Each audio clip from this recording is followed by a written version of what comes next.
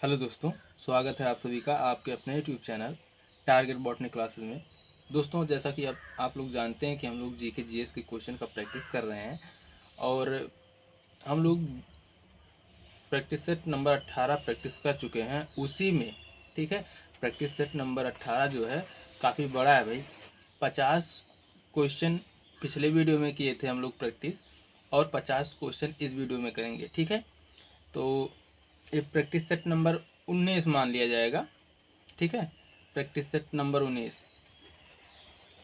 तो चलिए देर ना करते हुए वीडियो को स्टार्ट करते हैं। देखिए, 50 क्वेश्चन तो हो गए थे भाई पिछले वीडियो में, और उसके आगे से देखिए। देखिए, महात्मा बुद्ध द्वारा गृह त्याग की घटना क्या कहलाती है? महात्मा बुद्ध द्वारा गृह त्याग की घटना क्या कहलाती थी? महानिष्क्रमण, या फिर धर्म धर्मचक्र प्रवर्तन, या फिर प्रतीत्य, समुत्पाद, या फिर उपसंपदा? बताइए, क्वेश्चन नंबर 51 है। कौन सा ऑप्शन सही होगा भाई? जल्दी बताइए। ऑप्शन नंबर ए सही होगा, महाभिनिष्क्रमण। ठीक है, महात्मा बुद्ध द्वारा गृह त्याग की घटना को महाभिनिष्क्रमण कहा जाता है। ओके, ऑप्शन नंबर फर्स्ट ही सही हो जाएगा। आगे देखते हैं अगला क्वेश्चन। देखिए, महात्मा बुद्ध द्वारा दिए गए उपदेश को क्या कहा जाता है? धर्मचक्र प्रवर्तन कहा जाता है। ओके, ऑप्शन नंबर बी सही हो जाएगा। क्वेश्चन नंबर 52 का ऑप्शन नंबर बी। ओके, आगे देखते हैं। देखिए, बौद्ध धर्म में स्तूप किसका प्रतीक है? बौद्ध धर्म में स्तूप किसका प्रतीक है? महाविनिष्क्रमण, धर्मचक्र प्रवर्तन, या फिर महापरिनिर्वाण, या फिर समाधि? बताइए, स्तूप किसका प्रतीक है भाई? आपका ऑप्शन नंबर सी सही हो जाएगा, महापरिनिर्वाण। ठीक, बौद्ध धर्म में स्तूप महापरिनिर्वाण का प्रतीक है। ओके, आगे देखते हैं। देखिए, हिंदू धर्म का आधार ग्रंथ है क्या है भाई? हिंदू धर्म का आधार ग्रंथ क्या है? वेद है, उपनिषद है, रामायण है, या फिर महाभारत है?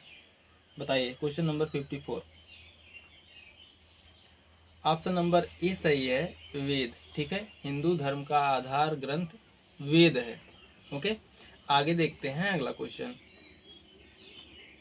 देखिए, पारंपरिक हिंदू धर्म के भारतीय साहित्य में कितने वेद हैं? पारंपरिक हिंदू धर्म के भारतीय साहित्य में कितने वेद हैं? 4, 3, 1, 2? बताइए, कौन सा क्वेश्चन सही है? Question number 55, option number A सही है, 4। ठीक है, पारंपरिक हिंदू धर्म के भारतीय साहित्य में 4 वेद हैं। ओके, देखिए भाई, इसमें जितने भी क्वेश्चन शामिल है ना किसी एग्जाम में पूछे हुए क्वेश्चन है, तो क्वेश्चन इंपॉर्टेंट है, ध्यानपूर्वक पढ़िए, और आसान भी है। ठीक है, ऐसा भी नहीं है कि आप लोग प्रैक्टिस सेट को सॉल्व नहीं कर पाओगे भाई, बिल्कुल। देखिए, किस वेद का कुछ अंश गद्य में लिखा गया है? किसका भाई? ऋग्वेद का, सामवेद का, यजुर्वेद का, या फिर अथर्ववेद का? बताइए, question number 56। Option number C सही हो जाएगा, यजुर्वेद का। ठीक है, यजुर्वेद का कुछ अंश गद्य में लिखा गया है। ओके, आगे देखते हैं। देखिए, चारों वेदों में सबसे प्राचीन वेद कौन सा है? चारों वेदों में सबसे प्राचीन वेद कौन सा है? ऋग्वेद, अथर्ववेद, सामवेद, या फिर यजुर्वेद? बताइए, ऑप्शन नंबर ए सही है, ऋग्वेद। ठीक है, चारों वेदों में सबसे प्राचीन वेद ऋग्वेद है। आगे देखिए। देखिए, वेद त्रयी के अंतर्गत निम्नलिखित में से किसको शामिल किया जाता है? ऋग्वेद, सामवेद, यजुर्वेद, या फिर ऋग्वेद, यजुर्वेद, अथर्ववेद, या फिर ऋग्वेद, सामवेद, अथर्ववेद या फिर अथर्ववेद, सामवेद, यजुर्वेद? बताइए इनमें से कौन सा ऑप्शन सही है? Question number 58।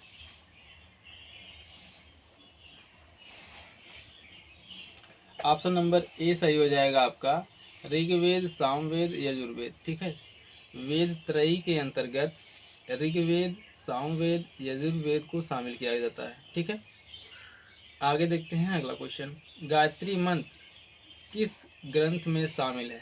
गायत्री मंत्र किस ग्रंथ में शामिल है? बताइए, ऋग्वेद में, यजुर्वेद में या फिर सामवेद में या अथर्ववेद में? बताइए कौन सा ऑप्शन सही है? ऑप्शन नंबर ए सही है, ऋग्वेद में। ठीक है, गायत्री मंत्र ऋग्वेद ग्रंथ में शामिल है। आगे देखते हैं अगला क्वेश्चन। निम्नलिखित में से किसका संकलन ऋग्वेद पर आधारित है? ऋग्वेद, सामवेद, यजुर्वेद, अथर्ववेद? बताइए क्वेश्चन नंबर 60 का कौन सा ऑप्शन सही होगा? चलिए बताइए, आपका ऑप्शन नंबर बी सही हो जाएगा, सामवेद। ओके, सामवेद का संकलन ऋग्वेद पर आधारित है। ओके, आगे देखते हैं। देखिए, निम्नलिखित 4 वेदों में से किस एक में जादुई माया व वशीकरण का वर्णन है? ऋग्वेद में, यजुर्वेद में, अथर्ववेद में या फिर सामवेद में? बताइए क्वेश्चन नंबर 61। ऑप्शन नंबर आपका सी सही हो जाएगा, अथर्ववेद। ठीक है, अथर्ववेद में जादुई माया और वशीकरण का वर्णन है। ओके, आगे देखते हैं। सर्वप्रथम शूद्र की चर्चा किस धार्मिक ग्रंथ में मिली? सर्वप्रथम शूद्र की चर्चा किस धार्मिक ग्रंथ में मिली? ऋग्वेद, यजुर्वेद, सामवेद, अथर्ववेद? बताइए क्वेश्चन नंबर 62 का कौन सा ऑप्शन सही होगा? जल्दी बताइए। देखिए, ऑप्शन नंबर ए सही है, ऋग्वेद में। ठीक है, 62 का ऑप्शन नंबर ए सही है, ऋग्वेद। ठीक है, ऋग्वेद में सर्वप्रथम शूद्र की चर्चा मिलती है। ठीक है, आगे देखते हैं अगला क्वेश्चन। देखिए, एकमात्र वेद जो गद्य एवं पद्य दोनों में लिखा जाता है वह है, क्या है? लिखा जाता है या फिर लिखा है भाई? बताइए। क्वेश्चन नंबर 63 है, ऑप्शन नंबर बी सही हो जाएगा आपका, यजुर्वेद। ठीक है, यजुर्वेद। ठीक है,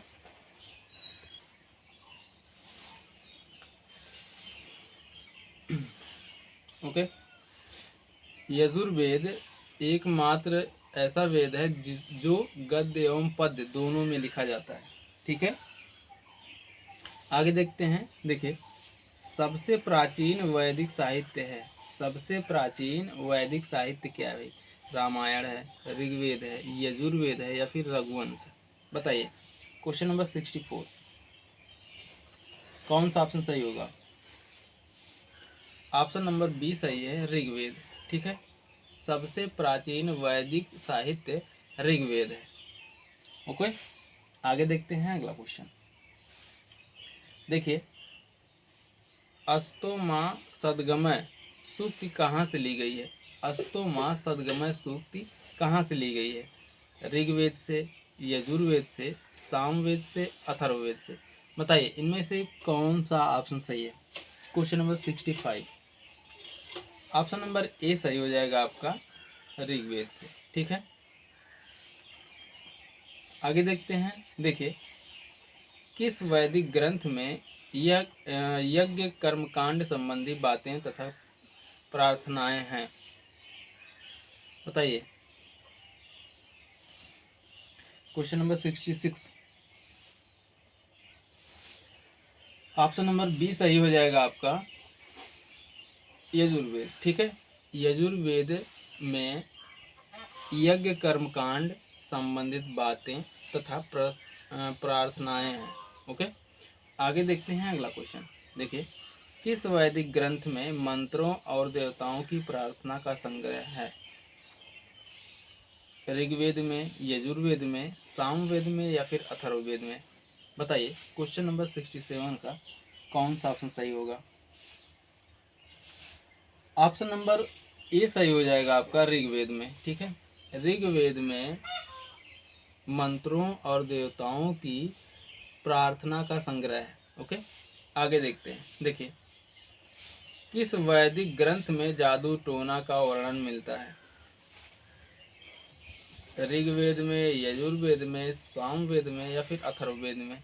बताइए, क्वेश्चन नंबर 68 का कौन सा ऑप्शन सही होगा? जल्दी बताइए भाई। Question number 68, option number D सही हो जाएगा आपका, अथर्ववेद में। ठीक है, अथर्ववेद में जादू टोना का वर्णन मिलता है। ओके, आगे देखते हैं। ऋग्वेद में कुल अध्याय यानी मंडल हैं कितने भाई? 6, 8, 10, 12? बताइए, क्वेश्चन नंबर 69 का कौन सा ऑप्शन सही है? जल्दी बताइए भाई। ऑप्शन नंबर सी सही है आपका, 10। ठीक है, ऋग्वेद में कुल 10 अध्याय हैं। आगे देखते हैं। देखिए, ऋग्वेद में सूक्तों की कुल संख्या है कितनी है भाई? 1007, 1017, 1027 या 1028? बताइए, ऋग्वेद में कुल सूक्त की संख्या कितनी है? ऑप्शन नंबर डी सही है, 1028। ओके, आगे देखते हैं अगला क्वेश्चन।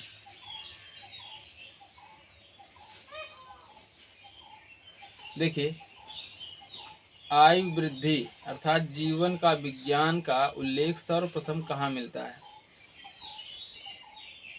आरण्यक, सामवेद, यजुर्वेद या फिर अथर्ववेद में?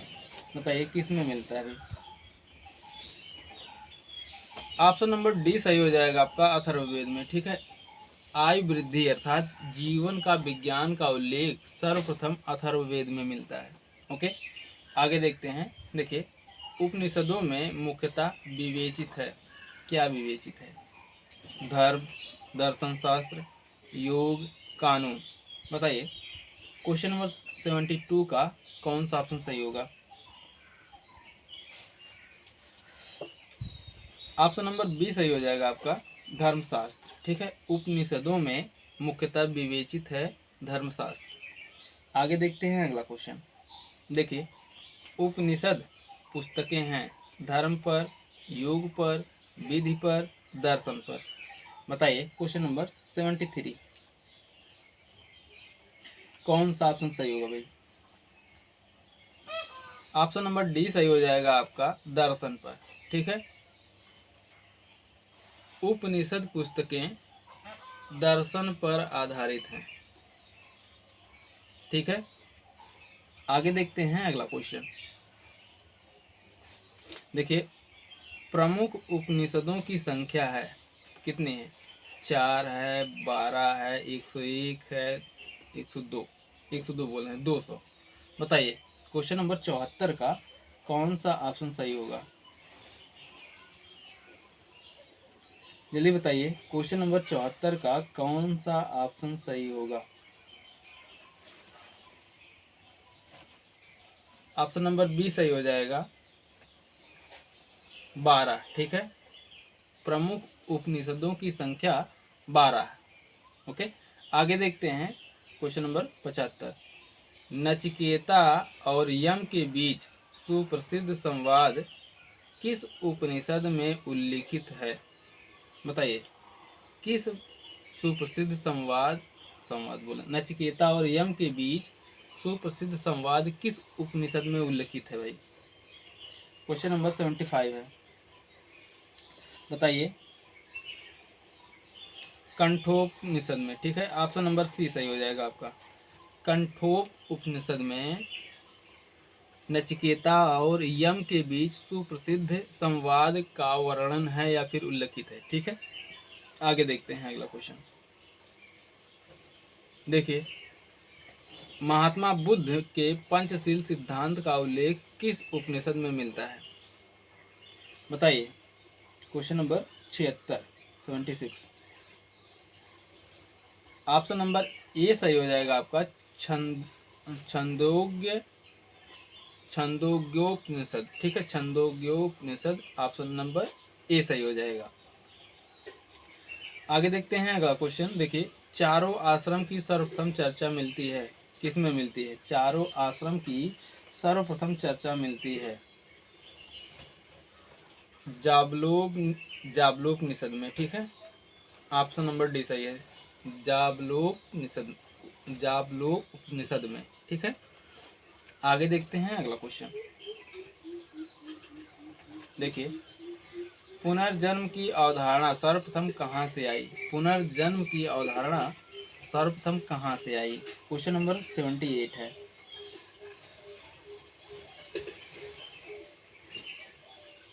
बृहदा क्या है भाई?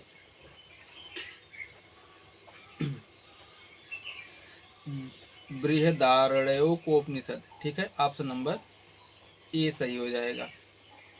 आगे देखते हैं अगला क्वेश्चन। देखिए, बुद्ध के अष्टांगिक मार्ग का स्रोत है, बुद्ध के अष्टांगिक मार्ग का स्रोत क्या है? जल्दी बताइए। तैत्तिरीयोपनिषद। ठीक है, तैत्तिरीयोपनिषद ऑप्शन नंबर ए सही है।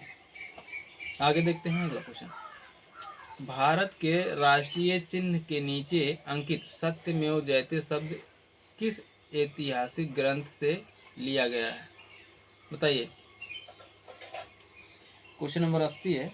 कौन सा ऑप्शन सही होगा, जल्दी बताइए। मुंडकोप उपनिषद। ठीक है, ऑप्शन नंबर डी से लिया गया है। आगे देखते हैं अगला क्वेश्चन। देखिए, किस उपनिषद को बुद्ध से भी प्राचीन माना जाता है? किस उपनिषद को बुद्ध से भी प्राचीन माना जाता है? क्वेश्चन नंबर 81 है। ऑप्शन नंबर ए सही है, कंठोपनिषद। ठीक है, ऑप्शन नंबर ए ही सही है भाई। आगे देखते हैं। देखिए, भारत का राष्ट्रीय आदर्श क्या सत्यमेव जयते कहाँ से लिया गया है? भारत का राष्ट्रीय आदर्श वाक्य सत्यमेव जयते कहाँ से लिया गया है या कहाँ से उद्धृत है? बताइए। क्वेश्चन नंबर 82 आप लोग जानते हैं, अभी जस्ट हम लोगों ने ऊपर प्रैक्टिस किया क्वेश्चन। मुंडकोपनिषद। ठीक है, मुंडकोपनिषद ऑप्शन नंबर फर्स्ट सही हो जाएगा। आगे देखते हैं अगला क्वेश्चन। देखिए, एक मिनट। देखिए,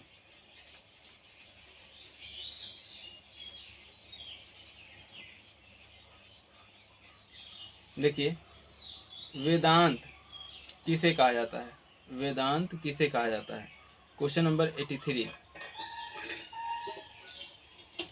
बताइए भाई, वेदांत किसे कहा जाता है?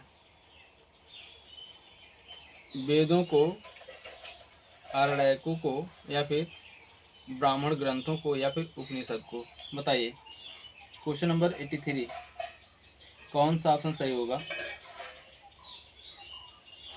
ऑप्शन नंबर डी सही हो जाएगा, उपनिषदों को। ठीक है, आगे देखते हैं अगला क्वेश्चन।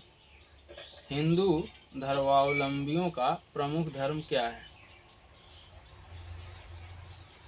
वेद, रामायण, महाभारत, उपयुक्त सभी? बताइए। Question number 84। क्वेश्चन नंबर 84 का ऑप्शन नंबर डी सही है, उपयुक्त सभी। ठीक, हिंदू धर्मावलंबियों का प्रमुख धर्म ग्रंथ है, सभी है भाई, वेद है, रामायण है, महाभारत सभी है। ऑप्शन नंबर डी सही हो जाएगा। आगे देखते हैं अगला क्वेश्चन। देखिए, महाभारत का मौलिक नाम था बृहद कथा, राजतरंगिणी कथा, सरित सागर, या फिर जय संहिता? बताइए। Question number 85। क्वेश्चन नंबर 85 में कौन सा ऑप्शन सही होगा? जल्दी बताइए। क्वेश्चन नंबर 85 का कौन सा ऑप्शन सही होगा? ऑप्शन नंबर डी सही हो जाएगा, जय संहिता। ठीक, महाभारत का मौलिक नाम जय संहिता था। ओके, आगे देखते हैं। देखिए, महाभारत का प्रारंभिक नाम था, महाभारत का प्रारंभिक नाम क्या था भाई? रजनामा, हजनामा, या फिर जय संहिता, या फिर पांडव विजय। क्वेश्चन नंबर 86 का कौन सा ऑप्शन सही होगा? जल्दी बताइए। जय संहिता। ठीक है, ऑप्शन नंबर सी सही हो जाएगा आपका। आगे देखते हैं अगला क्वेश्चन। देखिए, प्राचीनतम हिंदू महाकाव्य है, प्राचीनतम हिंदू महाकाव्य है महाभाष्य, रामायण, महाभारत, अष्टाध्यायी। बताइए, क्वेश्चन नंबर 87 कौन सा ऑप्शन सही होगा? क्वेश्चन नंबर 87 का ऑप्शन नंबर बी सही हो जाएगा, रामायण। ठीक है, क्वेश्चन नंबर 87 का ऑप्शन नंबर बी सही हो जाएगा, प्राचीनतम हिंदू महाकाव्य रामायण है। ओके, महाभारत का फारसी अनुवाद है, महाभारत का फारसी अनुवाद क्या है भाई? रजनामा, हजनामा, या फिर सीर ए अकबर, या फिर यार ए दानिश। बताइए, क्वेश्चन नंबर 88 का कौन सा ऑप्शन सही होगा? रजनामा। ठीक है, महाभारत का फारसी में अनुवाद रजनामा है। आगे देखते हैं, श्रीमद् भागवत गीता की रचना किसने की? श्री कृष्ण, विश्वामित्र, वेद व्यास, या फिर संकर्षण। बताइए, इनमें से कौन सा ऑप्शन सही है? बताइए, क्वेश्चन नंबर 89 का कौन सा ऑप्शन सही होगा? ऑप्शन नंबर ए सही है, कृष्ण। ठीक है, श्रीमद् भागवत गीता की रचना किसने की? कृष्ण ने की है। ओके, आगे देखते हैं अगला क्वेश्चन, क्वेश्चन नंबर 90।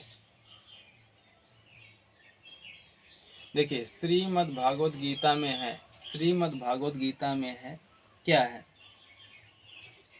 जल्दी बताइए।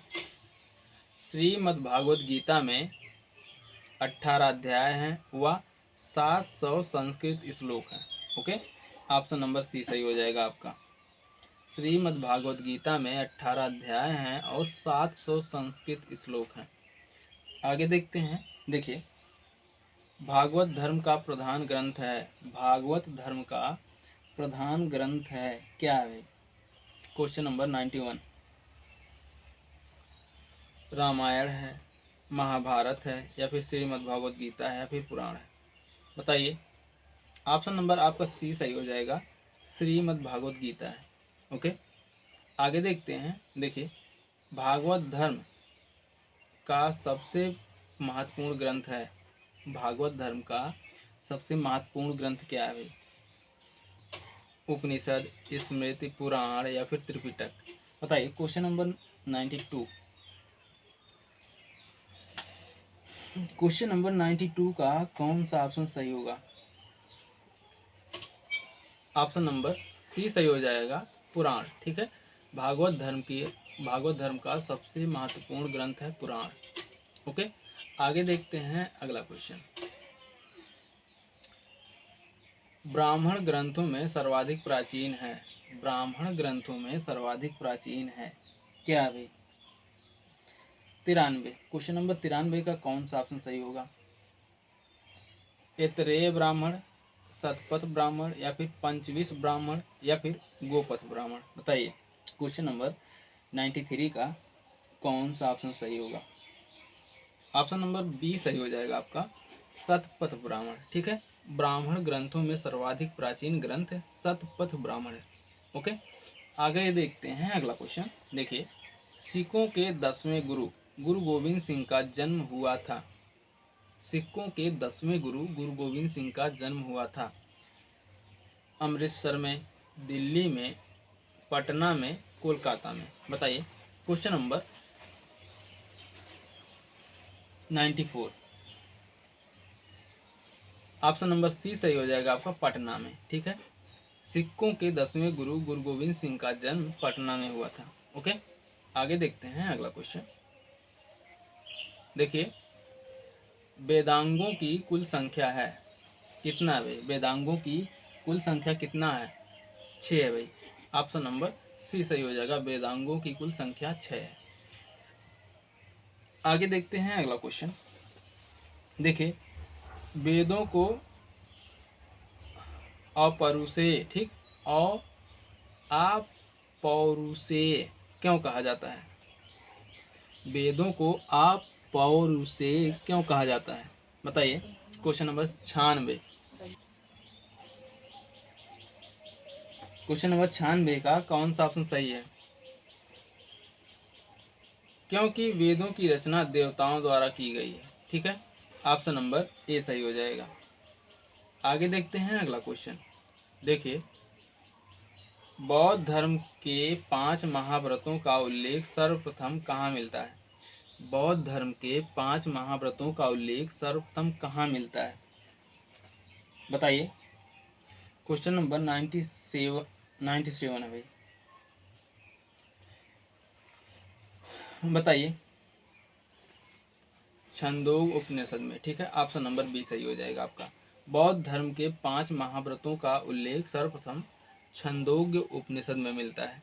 ओके, आगे देखते हैं। देखिए, सर्वप्रथम किस उपनिषद में देवकी पुत्र एवं अंगिरा के शिष्य के रूप में कृष्ण का उल्लेख मिलता है?